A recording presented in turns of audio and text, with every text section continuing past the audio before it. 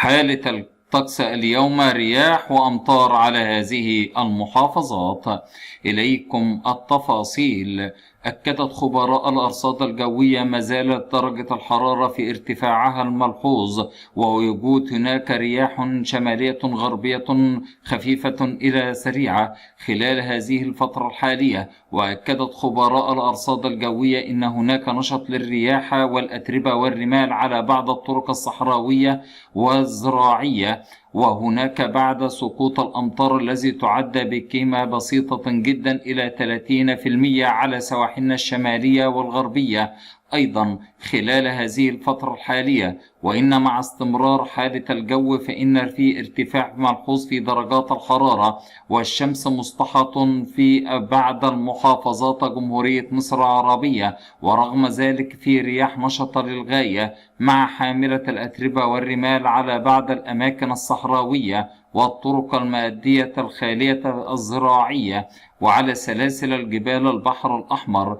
أما عن حالة الطقس الموجودة اليوم بجمهورية مصر العربية، وارتفاع ملحوظ في درجات الحرارة، تشهد استقرار ملحوظ في درجات الحرارة، ويكون الجو دافئا نهارا شديد البرودة ليلا على كافة المحافظات، صقيعا في الصباح الباكر. وقد أكدت خبراء الأرصاد الجوية من نشط الرياح النشطة للغاية على كافة محافظات جمهورية مصر العربية، ووجود سقوط أمطار على سواحلنا الشمالية بنسبة خفيفة جدا بتصل إلى 30% خلال هذه الفترة الحالية.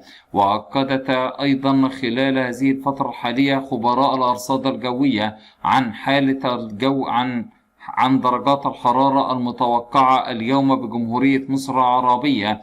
تشهد درجة الحرارة العظمى في جمهورية مصر العربية 24-12، الإسكندرية 23-11، وسجلت الغربية 23-12، وسجلت دمنهورة البحيرة سجلت 23-12، وكفر الشيخ 22-11، وسجلت المنصورة 23-12، وسجلت دمياط 24-12، والمنوفية 24-12، والفيوم 23-11، وسجلت الشرقية 23-11، بورسعيد 24-12، الإسماعيلية 23-12، المنيا 27-12، والأقصر 26-14، وسوهاج تسجل اليوم 28-14، والسلاسل الجبال البحر الأحمر تسجل الآن مطروحة 23-12،